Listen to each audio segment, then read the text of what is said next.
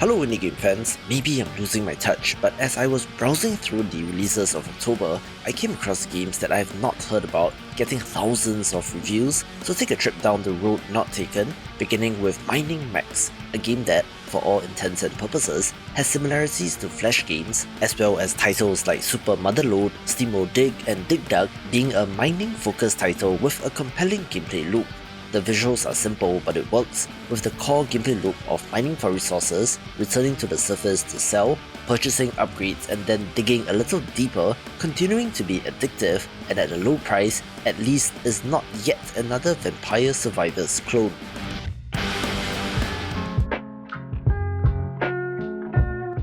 Now this title is an expansion of the uneasiness that players felt when playing Firewatch, since Fears to Fathom Ironbark Lookout is a straight up horror game in which a fire lookout goes to a new outpost, but something very bad is happening in Ironbark State Park. The VHS style aesthetics adds to the uneasiness, where this developer is firing on all cylinders when it comes to horror games, since the Fears to Fathom series is a horror anthology, with this being the 4th installment, and the other 3 similarly being very well received.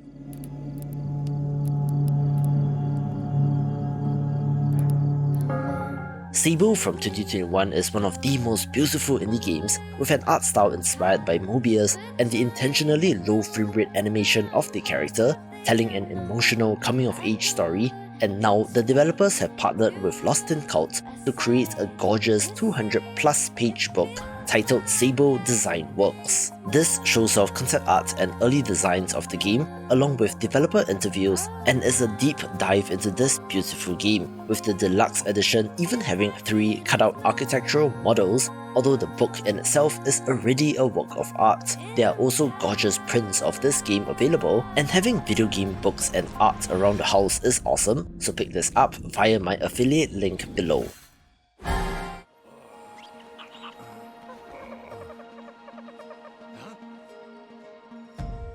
It is generally not a good idea to shadow drop your game, since you do need time to promote it properly as an indie, but if you're a technically independent but huge studio with a massive game and fanbase, perhaps it makes sense, with Ark Survival Ascended being the Unreal Engine 5 remastered version of Ark Survival Evolved, being announced at and then released on the same day as the Xbox partner preview event 2 weeks ago.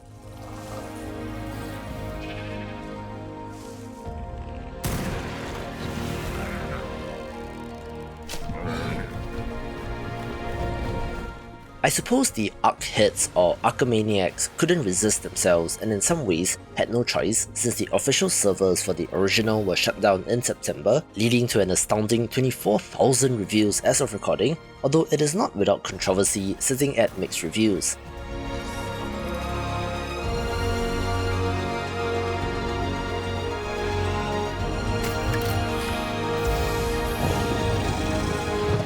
There's of course the icky, money-grubbing aspect of shutting off the original and then selling the remaster instead of it being an update, but the developers do have to make money somehow, although this being in early access and Ark 2 due for release next year is weird, but the core Ark experience seems to be more or less intact and should remain good, technical issues aside.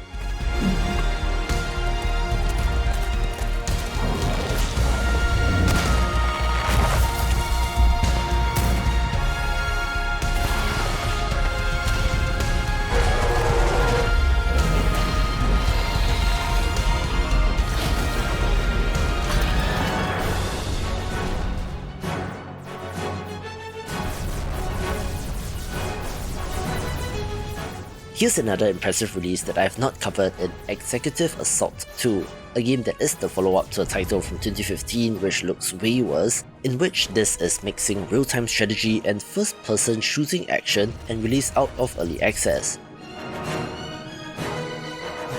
Over the years, games have tried this to varying levels of success, think Battlefield 2 with the Commander mode for example, but yet somehow this game seems to have sold a decent number of copies so far. You can play in either mode, interestingly having online multiplayer supports as well, although player population numbers don't seem to be holding up and single player seems to be where it's at, and is a good attempt at this idea.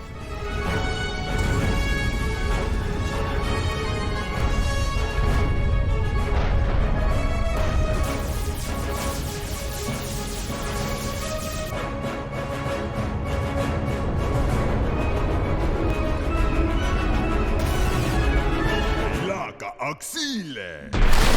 Lauka una sa bulaka. Tu sa bandita, basa tu sa belaka. Pero wisa pulaka tu sa fruma. Dasa tepala, dasa watire. There is this cabal of Polish game developers and studios who are ruthlessly churning out first-person simulator titles which have been market-tested to death prior to even starting on development, so I'm always a little hesitant to cover these, but one that people appear to like is Tribe Primitive Builder. Pusa, Huancachuelas, Torangas, Anatica, Dasa Macala, Ausa, Ribe Prospa. As is the case with a number of these other games, it's a first-person title with mechanics largely taken from survival games in which you're gathering resources to construct, build and upgrade the settlement, along with researching and crafting new tools and so on.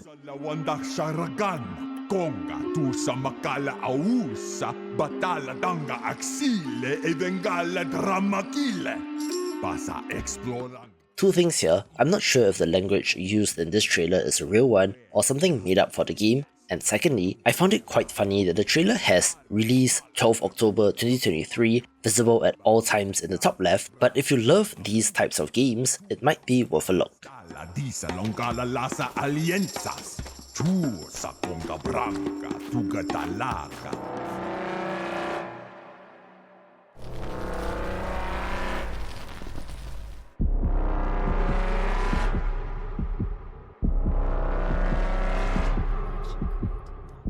Here's quite an interesting little game, which is a roguelite dungeon crawler which is rather minimalist in terms of visuals, self-describing as text-based, but it does have symbols and icons, where Square Dungeon 2 sure is doing something different.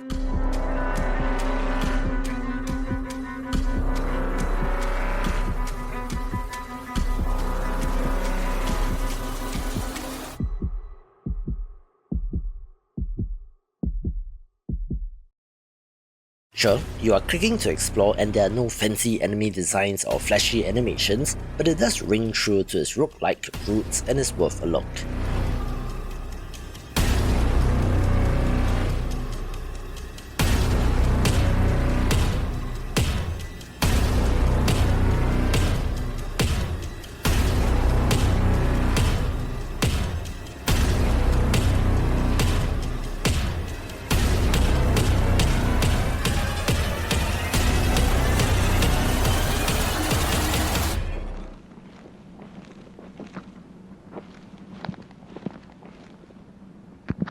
Here's another viral hit in Don't Scream, a found footage first-person horror game in which you try to survive for 18 minutes in-game, with the trick being that time only moves when you do, and your microphone has to be on and it's game over if you scream. I suppose it was the perfect storm of time of the year near Halloween, the uncanny valley-style visuals of Unreal Engine 5, and the potential virality and ingenuity of the concept, which has led to massive success, so kudos to the team, and I'll stop blabbing on for you to get a feel of the terror in this game.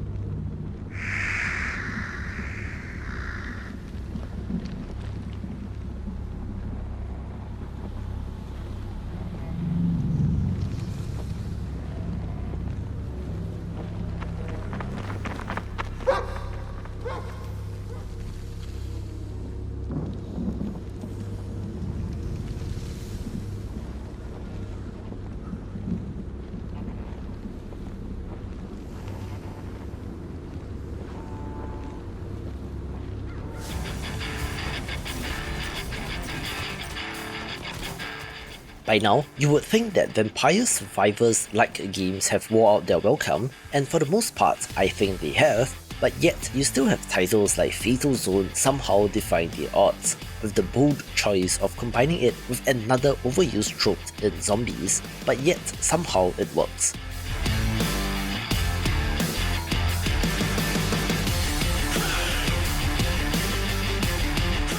They've added more types of resources to collect, an upgrade system for the survivors, and a base camp to upgrade, which is always great in games, making it another notable entry in the very crowded subgenre.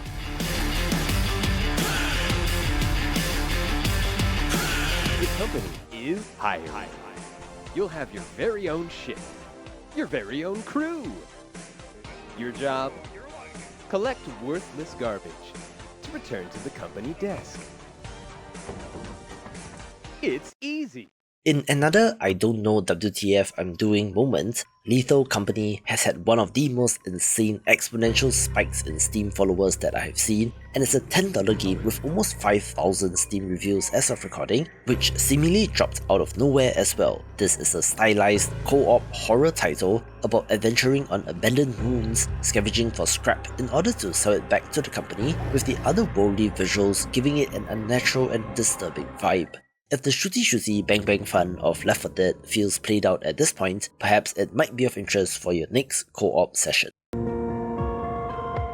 Alright, this title released out of early access and isn't really my style of game, but I can easily see this being Game of the Year for quite a number of people, since Lunacid, despite the relatively primitive visuals, is supposed to be a King's Field-like. Yes, that old FromSoft game that was Demon Souls before Demon Souls, with it having a legion of ardent fans which I suspect will love this title. It's a first-person dungeon crawler with a focus on exploration, secrets and combat, and is unique enough to warrant attention with more classically Souls-like titles in this video.